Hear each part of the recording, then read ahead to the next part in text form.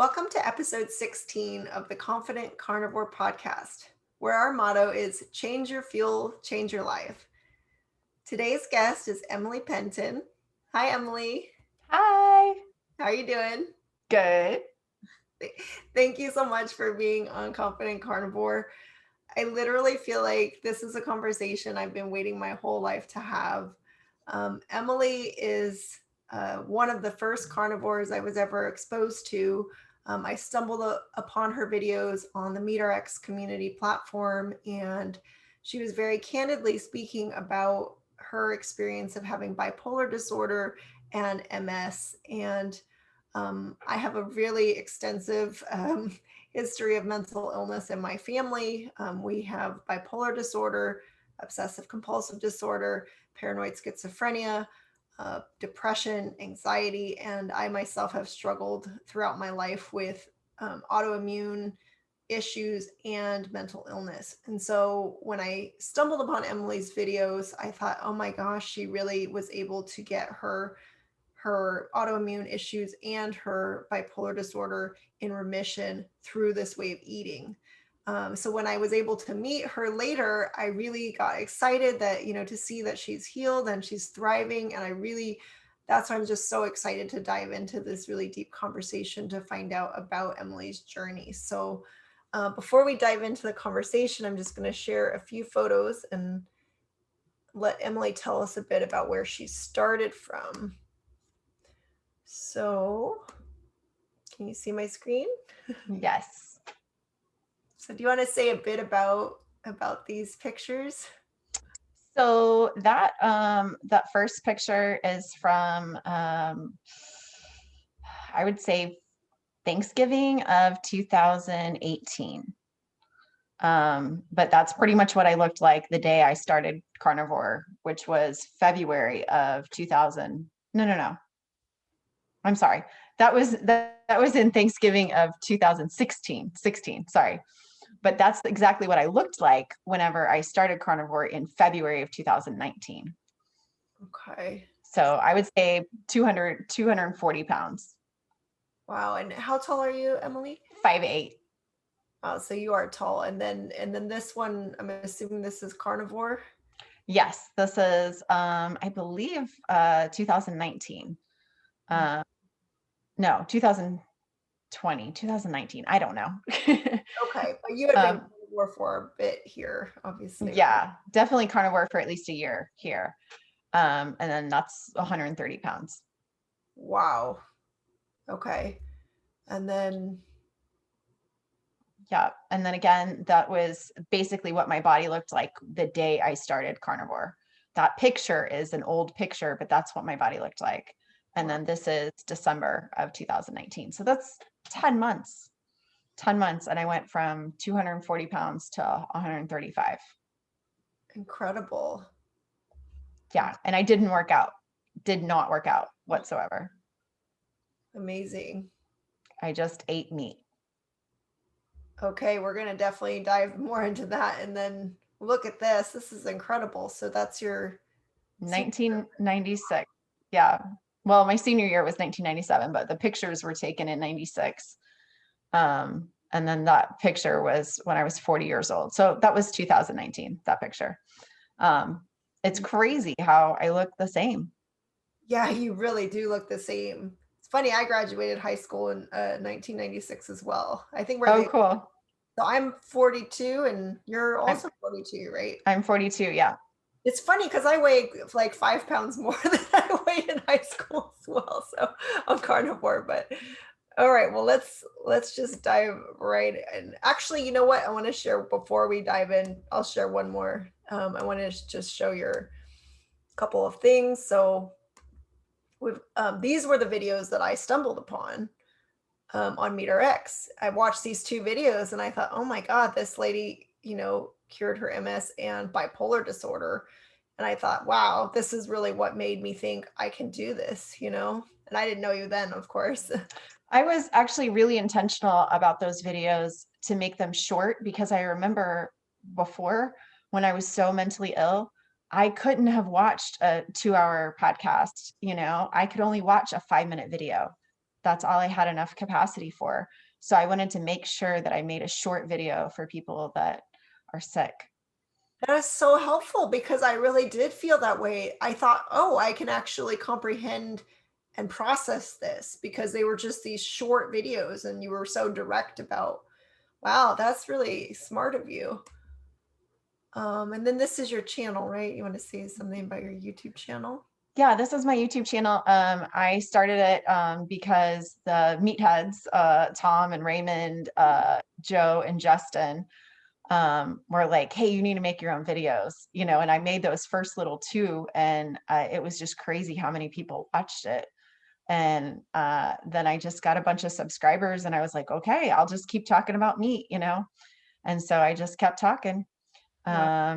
and just followed through some of my story. And I'm going to be posting more here. I haven't posted in about 6 months, but I'm going to be posting more, just little snippets of what carnivore is like for me.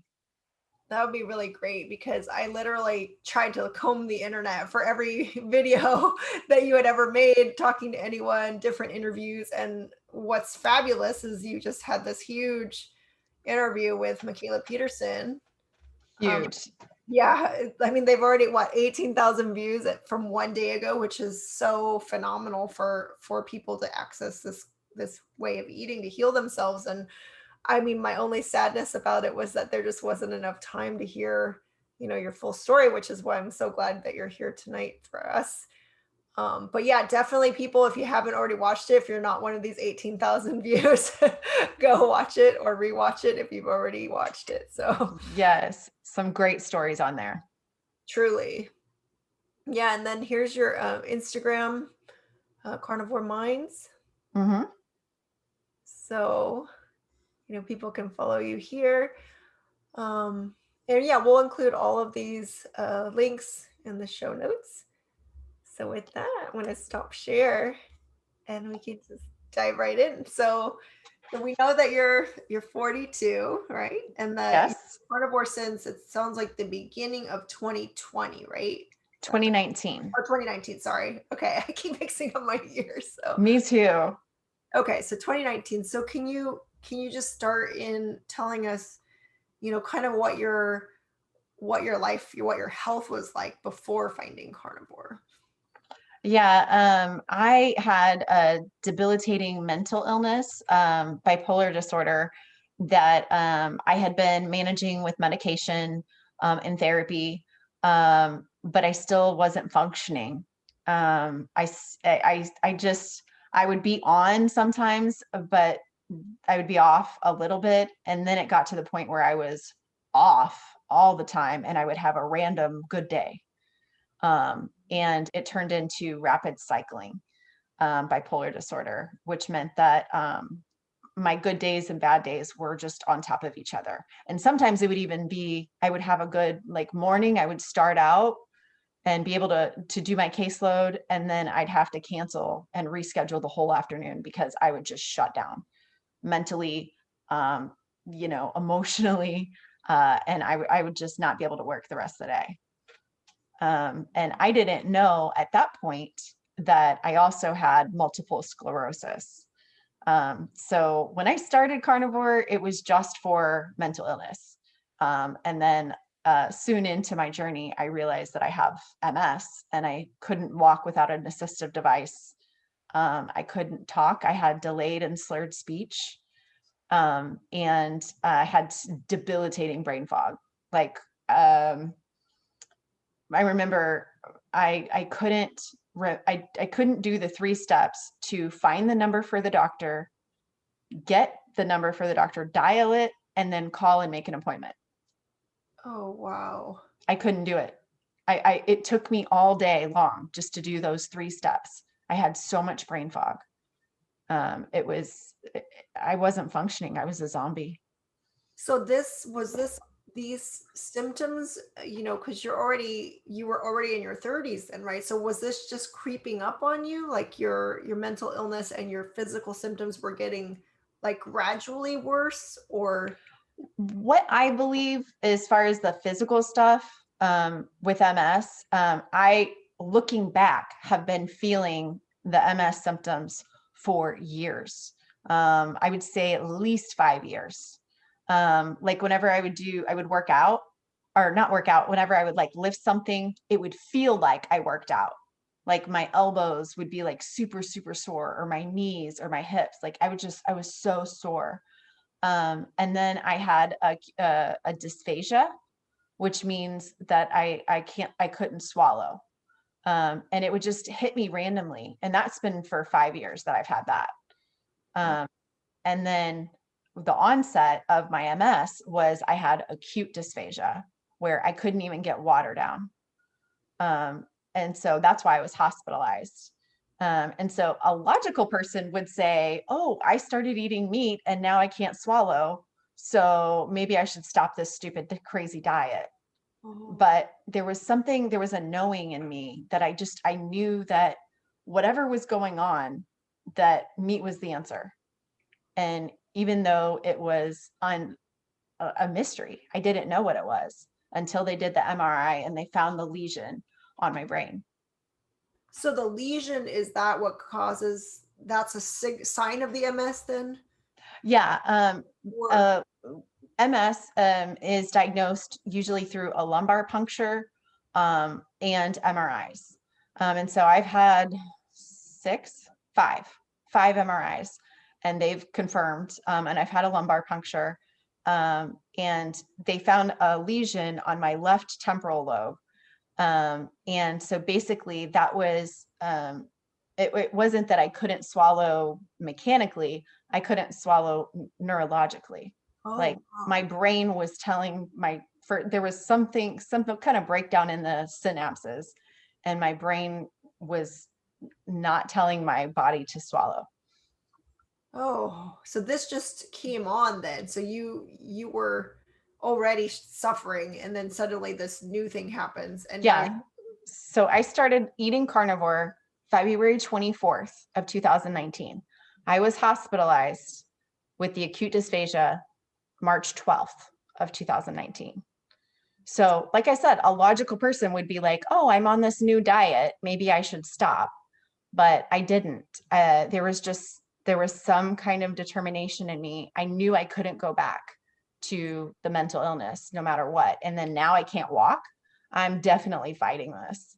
And so I just told the people in the hospital, the cafeteria, to just give me meat. It was poor quality meat, but it was meat. And so I ate all I ate was animal meat and animal fat. so that means that just in that very short time from February, you had already experienced some benefit in terms of your mental illness piece from eating the meat then, Um, or not yet.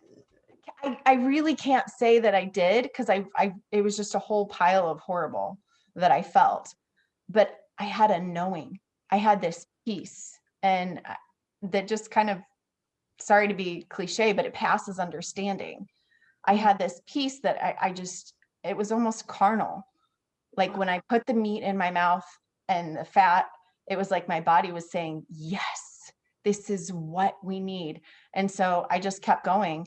And then whenever I found out that it had a name, that it was multiple sclerosis, I realized that carnivore didn't cause MS. Carnivore revealed the MS. Oh, Carnivore was a gift because it showed me what the monster was underneath that I was really fighting. And I was really fighting MS and bipolar disorder, but they actually go hand in hand. When you put side by side the symptoms of bipolar disorder and the symptoms of left temporal lobe brain damage, they're identical. wow. Can you say more about that?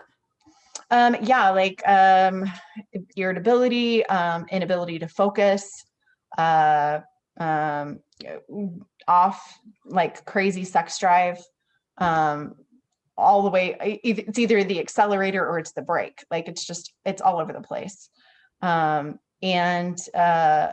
just inconsistency in mood, like up and then down. Pretty much bipolar disorder. Wow. Anything.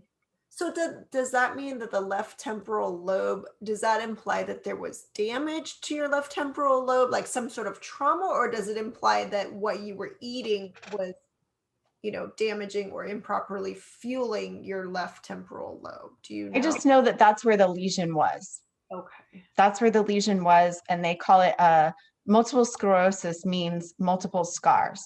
So they call it a scar on my brain. Wow. And just the timing is uncanny that you had just switched to carnivore and then they discover that you have MS and then you feel this conviction. You feel compelled to keep going on the meat and the fat even though you haven't really yet experienced any dramatic shift or healing yet, right? Because you're still medicated and now you find out you have MS, right? Yeah. And I didn't get that glimpse of hope, that relief from my bipolar disorder until I would say the end of March. Wow. So So you're like some of the first time of you being on carnivore, you're eating like hospital carnivore food. yeah, yeah. Wow. Now, how did you even find carnivore then? How did you end up trying it in order to address your mental illness then? Well, my brother is a jerk. He is not very nice. And he did something really nice. And so it got my attention, because he normally just doesn't really, I don't really exist to him. Um, but he sent me an audio book, just the first chapter of Amber O'Hearn's audiobook. I think it's called My Well Balanced Life or something like that. And she talks about how she had bipolar disorder and she's been eating this way for 10 years. And that it resolved her bipolar disorder. And I remember a story that she put in there was that 2 weeks into her eating just meat, her husband said, I'm kind of afraid to say this, but have you noticed how calm you are? Have you noticed how even your moods are? Like, this is really great. And so I was like, that's the gift I want to give to my family. I want them to enjoy being around me instead of me just biting everybody's head off and being such a bear, like so irritable all the time. And once I heard her first chapter of her book, I started overnight. I went from the standard American diet to 50% animal meat and 50% animal fat. Wow. And what did you start eating? Did you go for beef or what did you pick? I ate everything because I was already restricting myself so much that I wanted to allow myself every fat, every meat that I wanted at any time. It didn't matter if it was 3 o'clock in the morning. I would allow myself to eat bacon or sausage. I ate a lot of like fatty chicken, like chicken wings, chicken leg quarters, fatty pork butt, lots of ribeyes, ground beef, bacon, you name it. As long as it's animal meat and animal fat, salmon with the skin on. I love sushi. So yeah, that's pretty much shrimp. I ate everything. And then over time, I realized what I felt best on, and I felt best on beef. Wow. So this was all just your brother happened to send you this first chapter. You listen to it and you go, I'm going to try that. And it's a leap of faith. And you just went for it. Yeah. And so how long, so you went to the hospital, you get diagnosed. So was that like a crushing blow or did you feel actually good that you now know, how sometimes when you have an explanation, then you're like, oh, that explains everything. And you have to kind of reckon with like, now you have an MS diagnosis. Like, did that take you out or how did that land for you finding that? Well, actually, it's weird because I see the beauty in both of my illnesses, my mental illness and my physical illness with the autoimmune disease. Bipolar is a gift because it gave me that just crazy determination. Like I'm just once I say I'm going to do something, I am like set. Like, I'm going to do this. And it wasn't like a willpower thing. It was more of a rebellion. Like, it was more of a, a determination that I'm just going to do this. And I wasn't about to quit, and then the autoimmune disease is a gift because it keeps me on the straight and narrow. Because as soon as I would vary from the path, I would start to get those MS feelings again. And I'm like, no, I'm not going to feel this. So it was amazing because I haven't had a manic or a depressive episode since April of 2019. So I started eating this way February 24th of 2019. But I didn't cheat. My first day, I had a tablespoon of honey. Wow, the first And day. that's it. Yeah. And I was telling my brother, and he goes, Jesus says, if you are lukewarm, I will spit you out of my mouth. Why would you do that? And I was like, it's a tablespoon of honey. He was like, do you want to get better or not? Just stop. You don't need honey. And I was like, you're okay. All right. You're right. Wow. So your brother, who's a jerk, really was just wanting you to heal. And He saved my life. oh, I have the chills right now. And He saved my life. And he didn't even know that I had the MS. Neither of us did. So wow. he saved my life and made it so that I was able to walk, and that I was able to overcome MS. So yeah, I'm eternally grateful for that jerk. Love it. And I know what you mean when you say that the bipolar is a gift, in that sense of, because I mean, I have so much bipolar in the family, and I think I had, same thing, like a rapid cycling. When you say that your day could be, you start out high and then you shut down and then you have to hide for the rest of the day because you just can't function anymore. That I was like that as well. So unstable, so turbulent. You can't trust yourself, right? Because you're like, I don't even know if I can hold a job. I don't know if I can get through the day. You could start out going out with friends and you're okay at the beginning of the evening, and then you have this like darkness that sets in and you get really like weirded out, and you have to like retreat. But when you say the part about the gift of being that, like, in a way it's about extremes, right? Yeah. Bipolar is about extremes. So same thing with me, when I was like, I'm going carnivore, I'm going to do this, you're willing to venture out really far to something that seems super extreme, and that means requires like abstinence from everything else, but you're going to hit it hard because you're like, I know how to hit something hard. I'm extreme by nature. You go Yeah. for it, you commit, and then, like you say, the physical part is the gift, because I similarly had all of the like aches and pains. Like, I felt geriatric, like my 20s, Yeah. 30s, and it's like, you pay the price when you deviate, right? So in a way, like, having to be on the straight and narrow all the time, and I know for a fact that you're on like pretty much like one fuel now, right? And that Yeah. you stick to it. Your food is your medicine, your food is your fuel, and that's it. It can't be anything else for us, right? When you have these autoimmune issues, if you have mental illness, that's the only option on the table for you. So I think that's so brilliant that you realize that at the end of the day, the mental illness, the physical illness, it's like a curse, but it's also a gift, right? Because look at now you're thriving, and once you find the answer, you're like, that's it, right? So I think that's brilliant that you have been able to reframe it in that way, because I doubt that in your previous inflamed state that you would have been able to frame it in a positive manner, right? Yeah. No, not at all.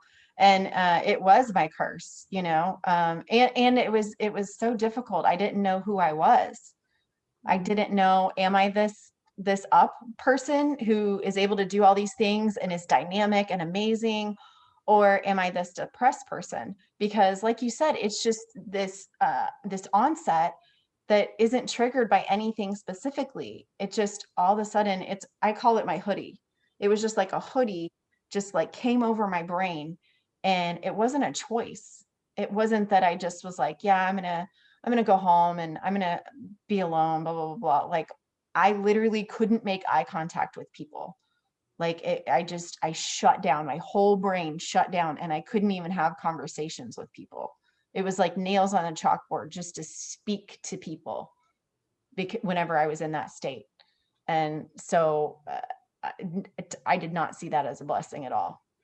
I know exactly what you mean. And that just the idea, like even your channel, like Creative Brilliance, it's like I've spent so much of my life with that no identity, going like, I can be so electric, I can be so creative and so on fire. And then, like you say, because it's out of your control, the time when you would shut down, when I look back at my life, there were all these periods where like in high school, my friends turned against me because they didn't understand. They'd be like, why is she so turbulent? You know, one minute she's fine and then she just completely shuts down and can't socially interact anymore. And then they think like they can't explain it because they don't, there's no reason. There was no trick. No. It just happens. Yes. And when you can't control how you're being, your own, it's like as if you lost, and you said you couldn't even speak at times, but it's like when you lose control of your being and your behavior, you can never trust yourself, right? No. So then you're basically like game over for life because you can't, how do you know if you're going to shut down during an interview, or you're going to be a job and doing a presentation or something and then you're out all of a sudden? So I definitely, I really appreciate you bringing that to the fore, because I don't think people understand that when you are bipolar and you can't control it. And then No. medication, can you describe a bit like what the medication did for you? Like how did it change things? Yeah, the medication helped with my sex drive. Because I was really making some very risky decisions. And I just like I said, the good thing about bipolar is that you don't care what anybody thinks. Mhm. And so that helped me in eating this way because I don't care what anybody thinks. But then on the other end of the spectrum, it wasn't good because before I didn't care what anybody thought about me, and I would just make some really, really risky decisions, Yeah. and put myself in compromising situations. So I am thankful for that. I'm thankful for the I was at my most, I was on 900 milligrams of lithium, Wow. and it zombied me out. So I didn't have any desire to do anything. I was just a zombie. And of course, my brain function, like I was in such a brain fog. And then 80 milligrams of Prozac, and 80 milligrams of Adderall just to get out of bed every day. And I still wasn't functioning. I would still have those bipolar days where I would sleep all day on 80 milligrams of Adderall. Wow. Now, this whole time, while you said you were on the standard American diet, and you're obviously going to psychiatrists and they're prescribing. No one has ever mentioned your diet during this whole time. Nope, never. So, what No. were you eating? I mean, what were you eating like just during Like meals? my favorite thing, I would make chocolate chip cookies from scratch, and I would make 2 batches, and I would eat the dough of one batch, and I would make cookies out of the other batch, and they would be gone within 2 days. I would eat entire pizzas by myself. I would eat ramen noodles. I would eat mac and cheese. The only thing I never got addicted to, I never got into, was soda. I always drank water and unsweet tea. So that was my only normal thing. I was addicted to dessert. I felt like every meal I had to have a dessert. I had to have sweets after lunch.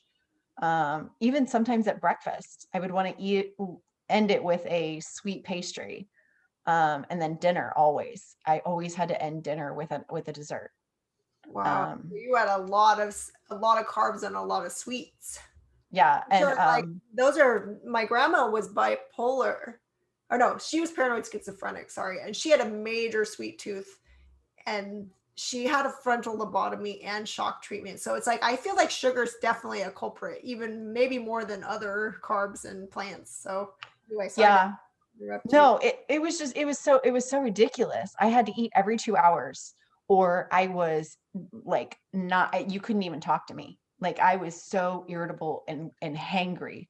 And I would even have a jar of peanut butter next to my bed, so that if I woke up in the middle of the night, I could eat a couple of tablespoons of peanut butter. Because I couldn't go back to sleep if, I would just get up to the kitchen and go eat something. So you So really I, were like a food addict, like you had major dependence on food. And what about alcohol? Did you drink any alcohol? yes, yes, definitely white wine. Dry white wine was my thing, because it numbed me. It got me into that state where I was just like, I would just shut down, and everything felt good for a second. Instead of this, just constantly on guard and constantly irritable, it gave me the capability to just like relax. And bourbon on the rocks has always been my favorite. I still drink that. That's the only alcohol that does not cause me any kind of problems with my autoimmune disease, which is Wow, awesome. Aaron's gonna be really happy to hear that, my Aaron, because he drinks his rye whiskey, so Yeah. he's gonna be happy to hear how successful you still are with your bourbon on the Yes. Maker's Mark is my favorite. Maker's Mark on the rocks. so that gives some people some hope that they can eat beef and still have their fingers mark Yep. Beef, without. salt, and bourbon. I love that. That's the Emily diet. Beef salt. Yes. Well, this means that when we meet up, we can still have a bourbon together. Exactly. Exactly. Okay, so Exactly. then it's pretty clear that you were eating a really, really inflammatory diet. I mean, and they never said that. No one ever mentioned, like, you were clearly overweight during that period, right? Because I mean, you're on these medications and you're eating. No one, these psychiatrists never said, like, what do you eat? No, I did go to a naturopath doctor at one point, and she set me up with a nutritionist, and it was all about vegetables. It was all about vegetables. And as you know, well, as I found out, vegetables inflame me. They wrecked my digestive system. They wrecked my brain. I just can't do vegetables, you know. And uh, I didn't know that until I removed it, until I just ate meat. I had no idea that that was one of the main, culprits, even when I was trying to do good. But most of the time, I wasn't trying to do good. I was just eating sugar and carbs. And my favorite is wedding cake. I love Oh white my cake God, with me white too. icing. Me Yeah. too. That was my favorite thing. I actually told my mom, I only want to get married for wedding cake. And Yeah. every year I would say to myself, I'm going to just have one made because I was never going to get married because I was so unstable. I was like, well, I'm just going to have a wedding cake made, like a few tiers with the white and that heavy buttercream, like the Yeah. wedding cake frosting and the dense. That was my exact thing. And I mean, Yeah. that's so bizarre. I mean, I feel like so many aspects of us, when I heard you, I was like, she's my twin. Like, she's exactly like me. You're the same age. You had all the same things. You like Yeah. the same foods. I mean, it's bizarre. But so let's go back to you. You're eating meat. You're still on your medications. You've just been diagnosed with MS. And so then what happens? So it was a process. I couldn't walk without an assistive device. And MS is similar to bipolar in that you have good days and bad days. And so some days I could walk fast with my walker, and some days I couldn't. Like I was just like a lady in a nursing home. Like I put the walker forward, and then I could take a step, and then I put the walker forward, and then I could take a step. I had a shower chair. Like I Wow. couldn't even stand up in the shower. I had to sit down and take baths, and then to wash my hair, I had to sit on the shower chair. I had a cane. And so it was just crazy to me, like, that this was my life, and it was not an option. Because I would have ended up in the nursing home. Like there's no question about it. If my bipolar would have taken over, and this MS with me not being able to walk, I would have been in a nursing home. But my last MS symptom was May 9th of 2019. Wow. So this storm hit me right in the middle of starting carnivore, but it went away. And when it went away so profoundly, so big. I started feeling stronger than I've ever felt. I mean, I feel stronger now than I did even when I was in high school. Wow. I can't believe the things that I can do physically. I work out now. I didn't work out the whole first year, but I work out now every day, and I feel amazing. And Wow. So no I pain, no, just none. body. My first time that I noticed it, I was in the grocery store, and I had the cart, and I was looking for a specific spice, and it was on the bottom shelf, and I popped down. I just squatted down all of a sudden without even thinking. And then I looked at the spice and I read the label, and it wasn't what I wanted. And I put it back, and I stayed in the squat, and I read another label, and it wasn't what I wanted. And I looked at a third label, and I sat there, and I was like, that's what I want. And I popped back up, and I was like, oh, like, what did I just do? I Oh, am 40. Like, I just popped down, squatted down, and then stood back up. And before, I was walking with a walker. And, this even is before months that, later, right? I mean, this is months. So you're dropping weight though, too, right? Because you lost a lot of weight fast. So by the time you're in the grocery store looking at spices, you had already lost some weight as well, right? by that time, I had probably lost 20 pounds. Okay. But I, literally, so your body's just kind of coming back online and not, so you're agile again, right? You're suddenly able to like move around without pain, but you yeah, haven't lost that much weight yet then. So, yeah. wow. And now I'm able to, run circles around people, half my age. Oh, It's crazy. It's absolutely crazy. so then so the weight was coming off pretty quick. So were you like when you were overweight, did you feel like not, I mean, obviously you were brain fogged and you're not feeling good because of the mental illness piece, and physically you're probably not feeling that good, but were you self-conscious just about your appearance, and or you didn't even have that cognition to even really No, I think that's another part of the bipolar that, for me at least, was I loved my body. I loved my curves. I didn't think there was anything wrong with my body at all. I didn't know how sick I was until all that inflammation went away. I didn't, because I hurt.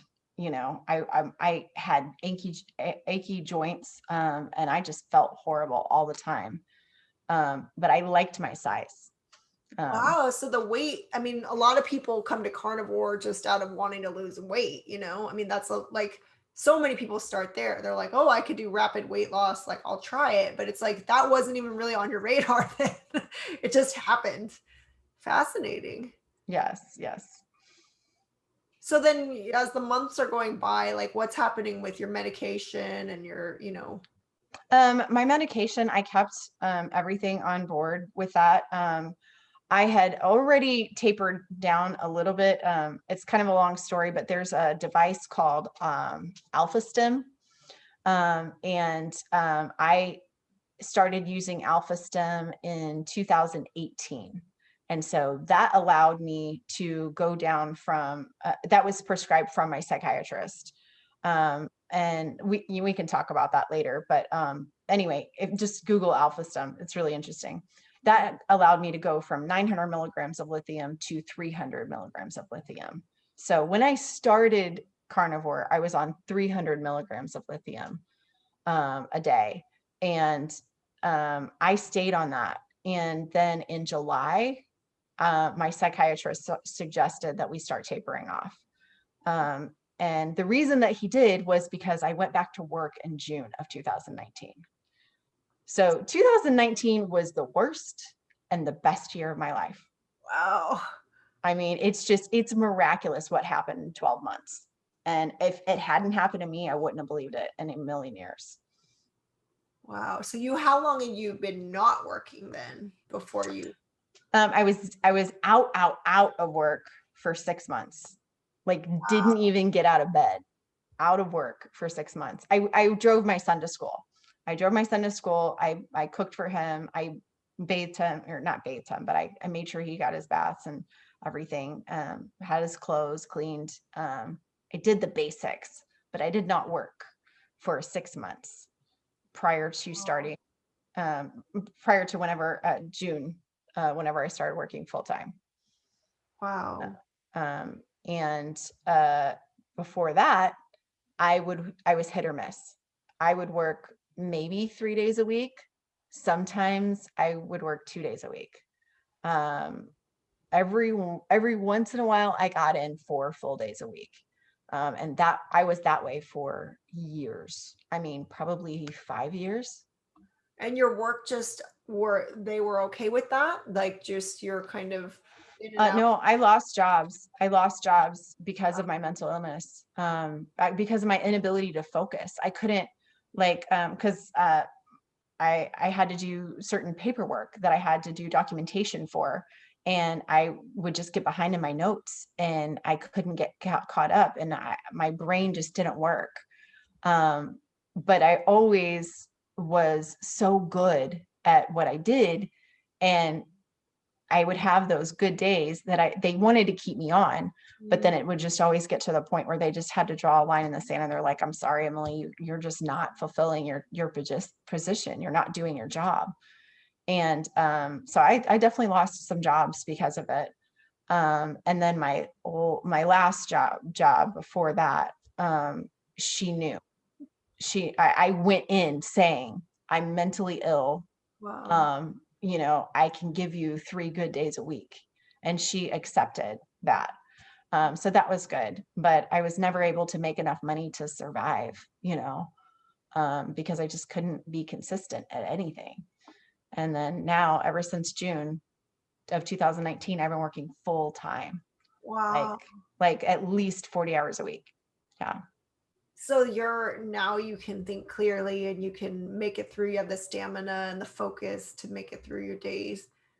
Yeah. And it was amazing. I had a performance review from a job. 2000, it was 2020.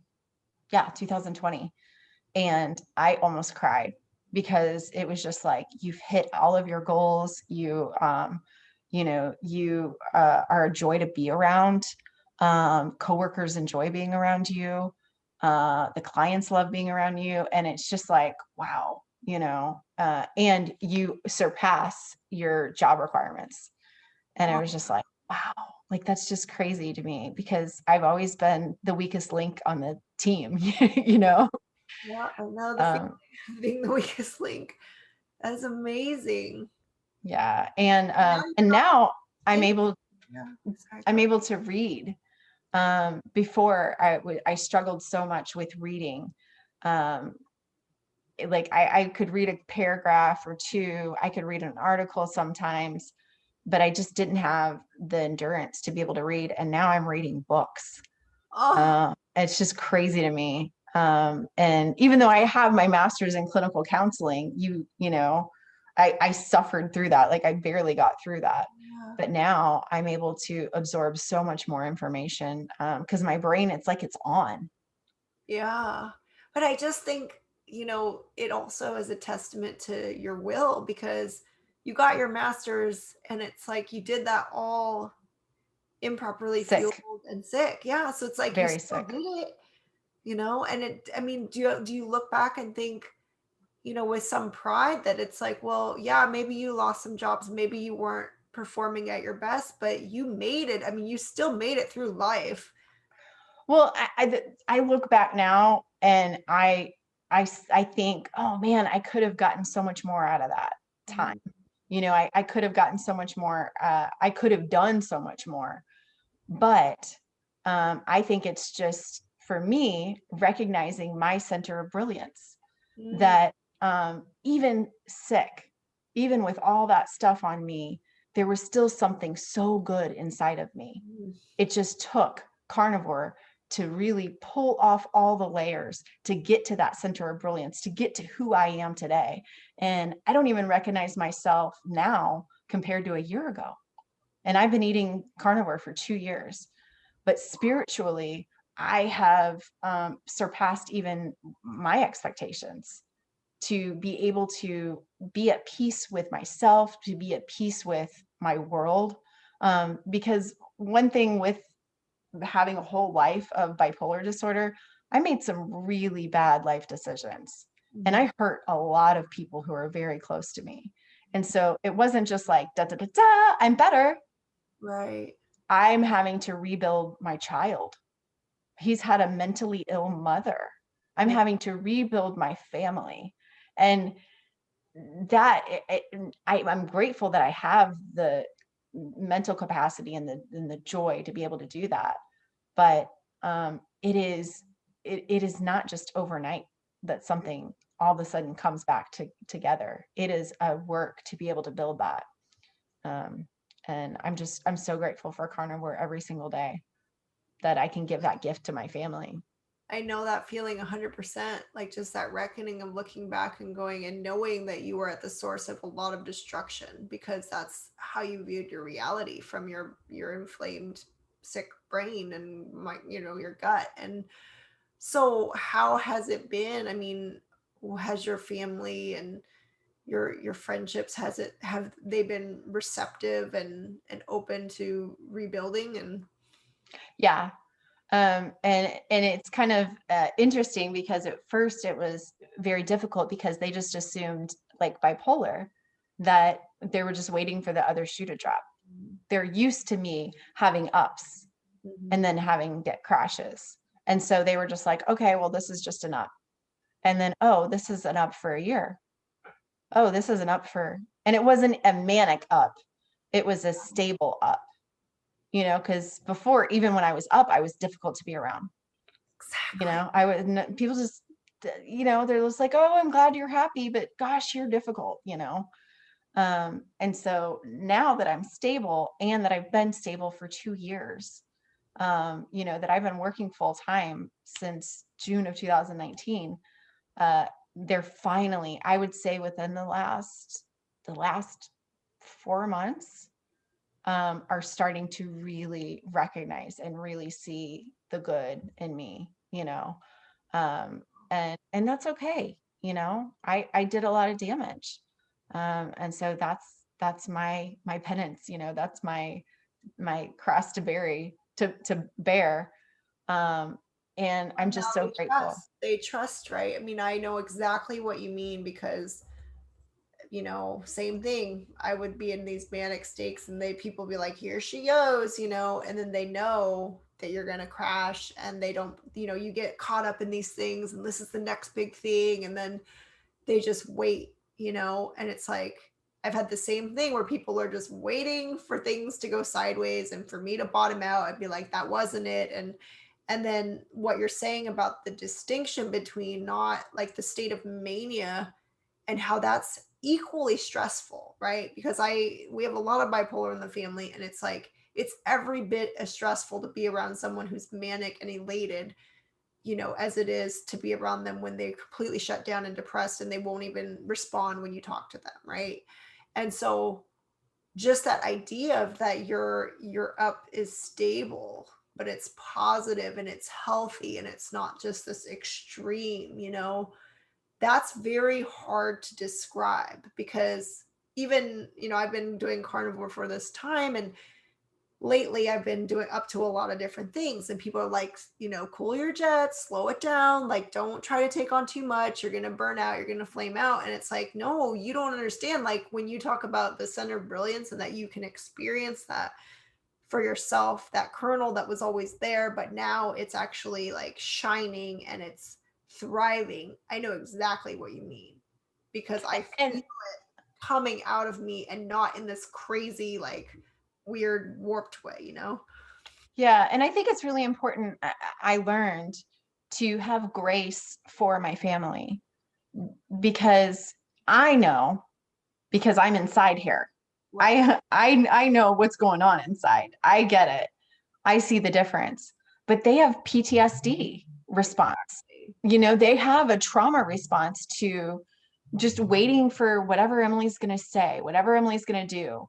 Um, waiting for the monster to come out. Right. And so I have a lot of grace for them. And then I'm like, it's okay. It's all right. You'll see in time. And it's also kind of that little rebellious, you know, determined me going, I'm going to show you exactly this center of brilliance because it is amazing. Oh, It's better than what they could have even hoped for me as a child, who I am becoming. And it's okay that they don't see it right now. I love it. I love it. And I'm glad you mentioned um the child because I want to hear what you I know when from the time I was born super emotional and depressed. I was a formula fed baby. You look at every picture of me from every stage from birth all the way through and there were so many pictures of me crying and looking, puffy eyed because I was so emotional. And I remember experiencing myself as the earliest memories as being depressed and tragic and emotional and up and down. So what was your what is your recollection of your childhood, your adolescence, and your mood? I mean, did you feel the same? Did you already have bipolar type symptoms as a child? Do you remember? I remember feeling very lost, in any crowd. Um, I never felt like I belonged. I never identified with anybody, because I would say what was on my mind, and everyone would just look at me like, "Why did you say that?" I mean, I was always so outspoken, and then I learned to just shut up, to just not talk, in social circles or anything, because I didn't know that what's going on in my mind isn't what's going on in everybody else's mind, Mm, and now, I still have areas like that. I still have areas that, um, I can tell that I'm not like most people, mhm, mm, that I have, but I see it as my brilliance now, mhm. and I recognize that it's a strength. But growing up, I never felt right. And I would always have those highs and then crashes. Like I would get into a certain theme or something, and I would get really, really focused on it. And that would just be what I would live and breathe that. And I would only focus on that. And that was my life and that was my identity. And then I would crash and I'd be like, that's not my identity. That's not me. And so I was just constantly lost, just didn't know who I was, until carnivore. Oh my God. I'm telling you, we have literally parallel lives. I mean, I was exactly like that. Always the odd person saying the odd thing.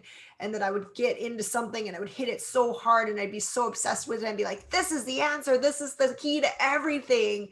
And then the bottom would drop out and I would be like, how could I have ever thought that thing was the Yeah. thing?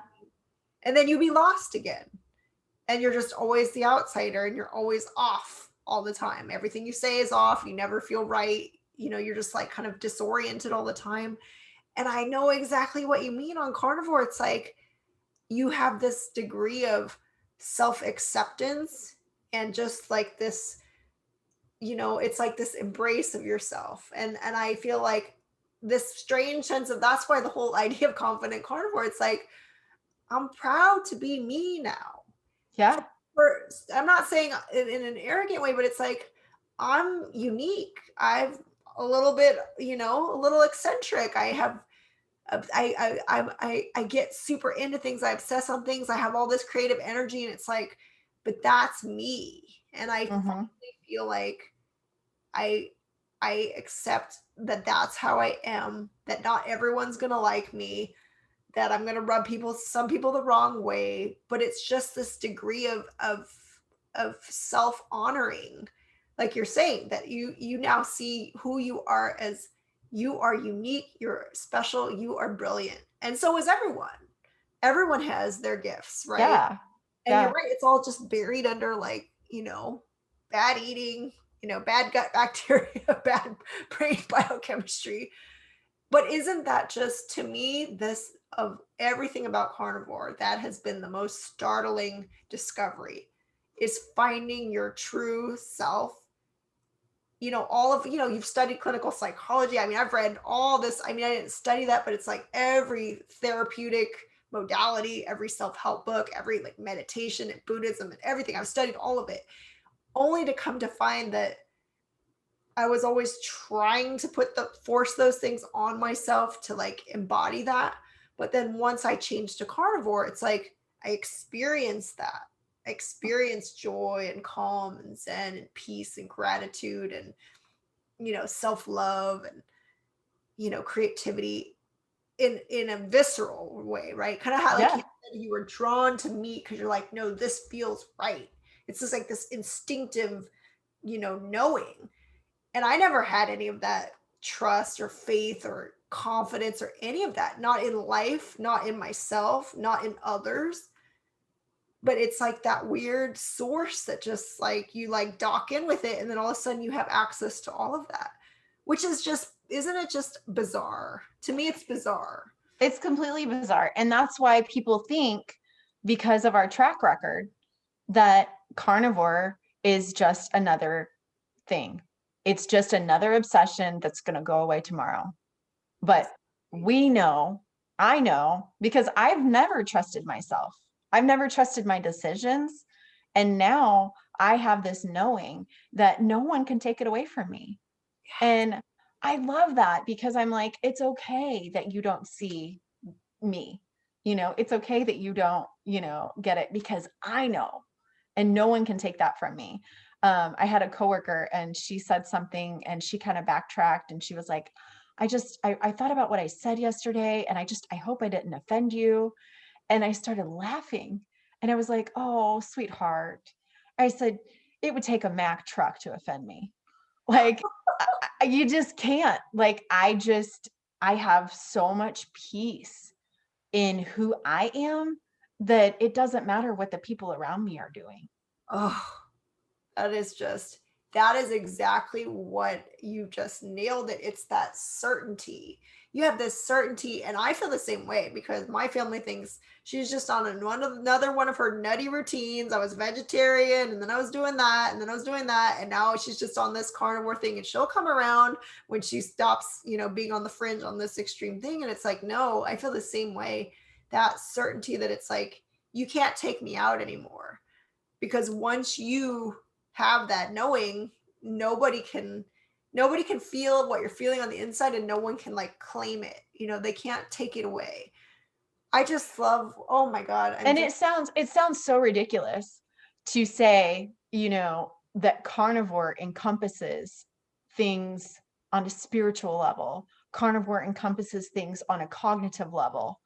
I mean, it just sounds so ridiculous to say that your way of eating encompasses all of these things, but it absolutely does. And if I hadn't experienced myself, I would have a hard time believing it. I really would. But I see now that it was my brain that was inflamed. And then once I calmed that down and I calmed down my gut, that's whenever everything started functioning. All of my cells were functioning. And then like, even my ability to pray, my ability to meditate. Before, I couldn't sit still long enough. I would be thinking about what I was going to eat, or I would be thinking about the fact that my hip hurts, my sciatic is driving me nuts, or my knees hurt, or this position isn't comfortable and I need to change. And I forgot to do the laundry and blah, blah, blah. Like, now it's just like I can check out and I can pray and I can meditate like I have never been able to before. And it's that carnivore zen. It's just calmed my brain, it's calmed my nerves, it's calmed everything. And my life does not look like it has looked ever. I am so hopeful on every front. I'm just like, I'm blown away. And I think the interesting part of your story is that most people would just look at your before and after pictures and think, okay, the only thing that you got out of this was that, you're a bombshell, you know, you lost all this weight and your skin's perfect and your hair's perfect and you're beautiful and you're tall and slim. And they'd be like, well, that's enough right there, right? The physical. But then you're talking about mental, emotional, spiritual, and truly that's the part that I want to convey the most, because people look at me and it's like I'm the same size basically. Like if you look at me from vegetarian to now, but that internal experience of what you're saying, that is so incredibly precious and priceless, that I trust myself. I believe in myself now. I love myself. I love life. I feel so grateful, and just being able to be calm and being able, like you said, to focus, not doubt yourself, make decisions, think clearly. I mean, those things, when you live where you can't, you know, and I have a, you know, also like a form of dyslexia where called Erland syndrome, where I had like basically no depth perception and I have issues with reading. And like you said, just being able to like pick up a book and be calm and focused enough to actually comprehend it and, you know, sustain that attention, and then that just opens up everything for your life. Like I feel that there's nothing off the table anymore. In the past, I would have either been too scared or I'd be have all these limitations, right? Well, I can't do it because of this. And now I'm just like, the world is really your oyster, right? Yeah. And it's so funny because now that I know what most people feel like with typical development and typical brain functioning, I'm like, screw you guys. You guys were judging me. I was I was dealing with a limited capacity brain and body. And no wonder I couldn't keep up with you little Pinterest moms. You know, no wonder I couldn't like have a cute little life. You guys are functioning on all throttles, and now I'm exceeding you, Yeah. like in my peace. And it's just it's amazing because I really always thought that I was just so worthless and Yeah. so useless, and now I just see nothing but peace and a bright future ahead of me.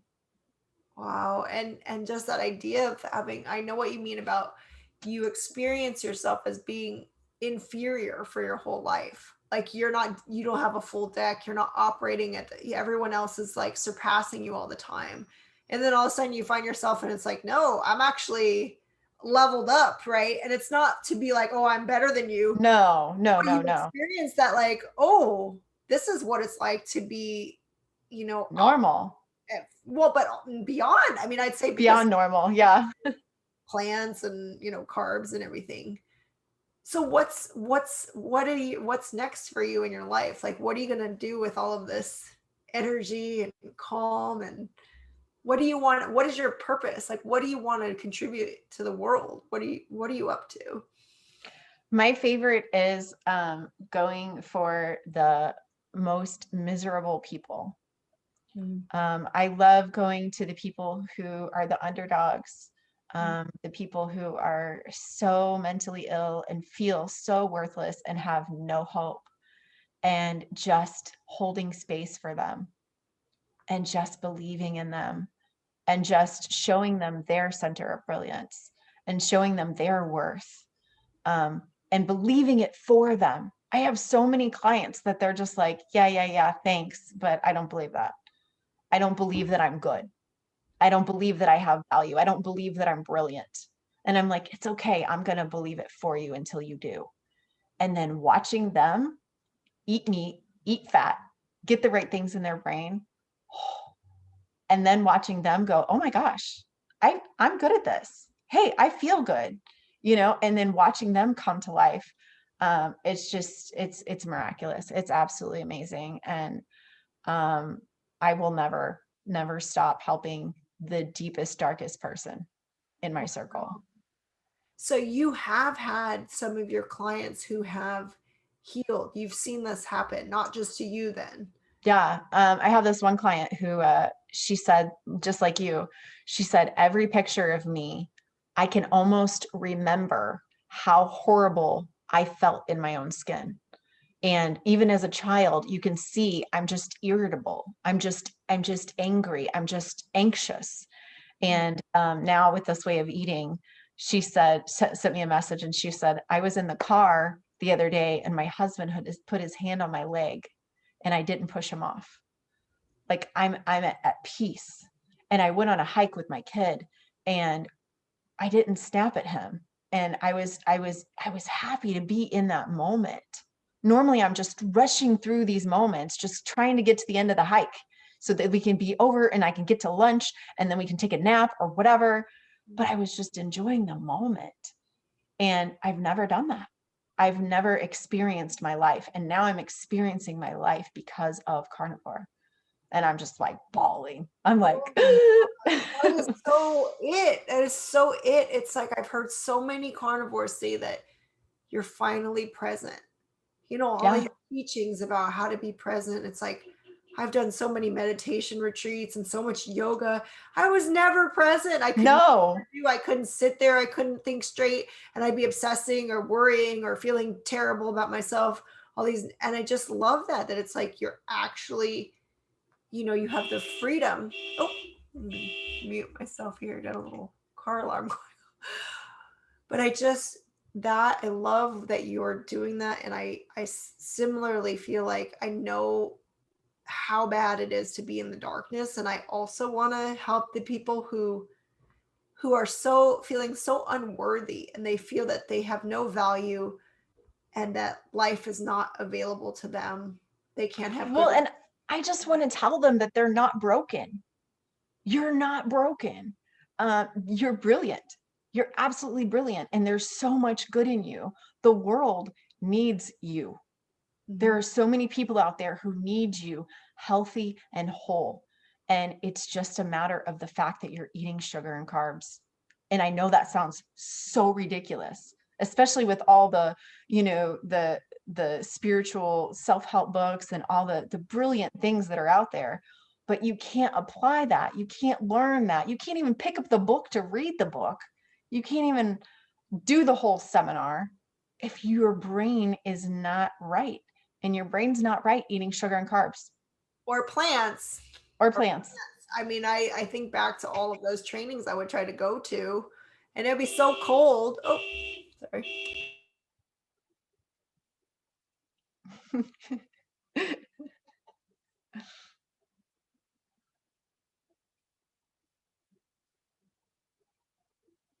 Okay, my neighbor decides to have their car alarm going off. How funny. No problem. but but yes, I mean, I just remember being cold, like wearing a down coat in a vegetarian and being in these like training seminars. I just couldn't handle it. And a lot of them I would leave early or I'd go back to my room because I just couldn't do it. And it was like I was always striving to get to that, like to get to that place where I could be present. I could feel good in my mind and my body. And then like nothing ever worked because the fuel source was wrong. And so Emily, how do people work with you? Like how do they coach? Like if they need this kind of coaching, how do they get to you? Well, they either can find me on social media, or I have a YouTube channel, like we said, that I post little videos on, and a lot of times I'll text those or message those to my clients and be like, hey, watch this video. It has this concept in it. And people can email me at your center of brilliance at gmail.com. And then I'm on Instagram at carnivore minds. And basically what they do is they reach out to me and say, okay, I want to do coaching. And then we set up a time and I do a Zoom. I've coached people in Saudi Arabia, Australia, Canada, Mexico, just all over the place. So it doesn't matter where we're at. We just get on Zoom. And then I have usually a 30-minute session to just go over where they're at and where they want to go. And then we start planning out the steps to get there. And then they can take it as they want it. If they want to meet with me every week, they can meet with me every week. If they like the lady that I just told you about, her coaching, she just wanted to do email. And so she paid me to do coaching just through email. Oh, And yeah. And then I have some people who are so so mentally ill that they don't want to be on camera. Like they don't even want to do a phone call. They don't even want to, nothing. And so we just do it through messages. Wow. Um, and I just kind of meet them where they're at and then go where they're ready to go. And it's always about the fat. It's always about the fat. And just the meat. And then as they progress, then usually they get it on their own and they're like, okay, I'm good. I don't need you anymore. And I'm like, yes, I did my job. Wow. Can you say just a bit more about why the fat is important for those of us with mental illness? Yeah, it was also important for the autoimmune disease because with multiple sclerosis, the myelin on your synapses or your brain or whatever, it's actually deteriorated. And so the fat feeds that. And that's really what your brain needs to get rid of that inflammation. Um, and that's what, your gut needs to be able to be healthy as well. All I know, I don't understand the science of it. All I know is that whenever I don't eat the fat, then that's whenever I have trouble with my brain. That's why ribeyes are the main thing. And I love your tag, ribeye love, because that's it. I mean, that right there is what, and I wouldn't have known that it was the fat until I ate ribeyes on a regular basis. Then that's whenever I knew, okay, it's the fat. That's the key. And so as long as I have enough fat, animal fat, then I'm golden. I am good. I can do anything. I feel the same way. I mean, I'm on day 82 of fatty ribeye, and that was the way I knew too, because it's the super marbled prime fatty ribeye. And when I eat that extra piece of the triangle of the fat, I literally, if I'm feeling any kind of anxiety coming on, I consider that fat as like nature's Prozac, right? It's like It is. this calming, like sedative effect. And if I feel myself starting to get a little like agitated, or I'm feeling a little paranoid or starting to worry, or I just eat some fat and then it's like, oh, everything's fine. Like the world is Yep. blissful again. Isn't that weird? Yep. I actually get like a visceral response because I eat my fat raw because digestively it just didn't agree with me cooked at all. So I cut it up into little cubes and I put it in the freezer on parchment paper. And then I just pop it just like you would like a cube of cheese. And I get a visceral response whenever I put that cheese and I bite or that Yeah. fat and I bite into it. It's just like my body's like, yes, like this is what we need. This is what is fueling us.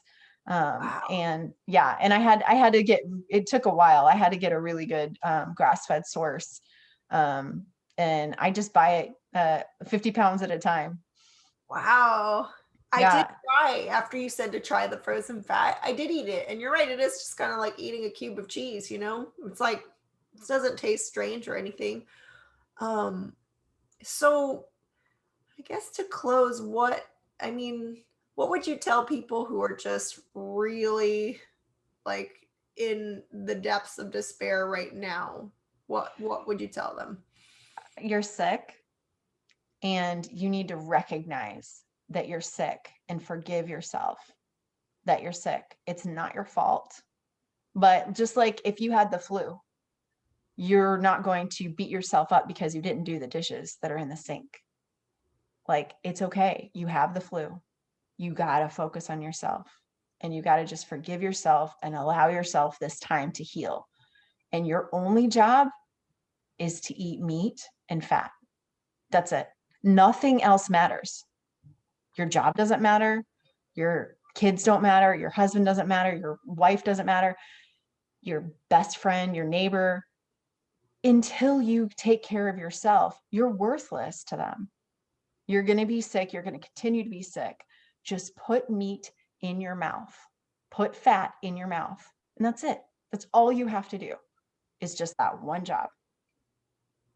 Wow, that's brilliant. I actually just posted a quote the other day that says, "Without your health, you have nothing."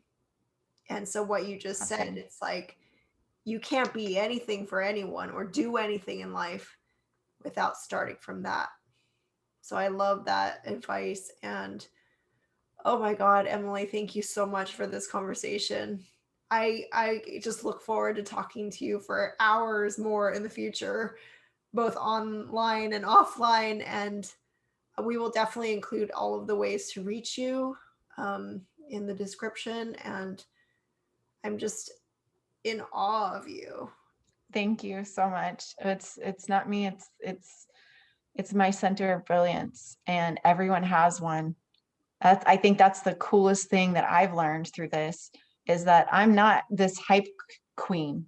I'm not sitting here going, you're great, you're great. No, everybody is really great if you peel back all the crap, if you peel back all the yuckiness. So I believe the best is yet to come, and I'm so grateful for you and that you're getting this message out to people who really need it.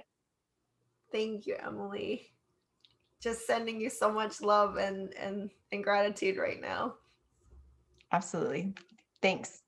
We'll talk to you soon, Emily. Good night. Bye. Bye.